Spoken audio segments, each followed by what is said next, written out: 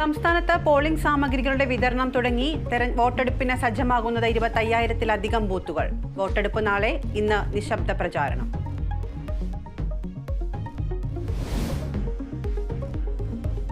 സംസ്ഥാനത്ത് കൊടും ചൂട് തുടരുന്നു. 2 ദിവസം താപനില ഉയരുമെന്ന് മുന്നറിയിപ്പ്. പാലക്കാട് താപനില 41 ഡിഗ്രി സെൽഷ്യസിലേക്ക്.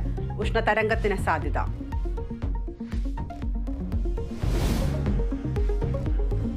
മാസപ്പടി കേസ് ഇന്ന് വിജിലൻസ് കോടതിയിൽ. മുഖ്യമന്ത്രിക്കും മകൾക്കുമെതിരെ കോടതിയിൽ മേൽനോട്ടത്തിൽ അന്വേഷണമെന്ന ആവശ്യം.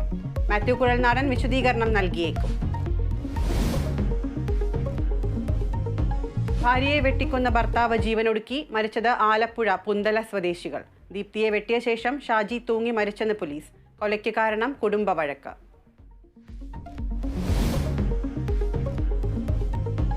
കാട്ടുകൊമ്പൻ പടയപ്പ വീണ്ടും ജനവാസ മേഖലയിൽ. മൂന്നാർ കുറ്റിയാർവാലിയിൽ കൃഷി നശിപ്പിച്ചു. കൊരണ്ടിക്കാട് മേഖലയിൽ നിന്നും മാറാതെ പടയപ്പ.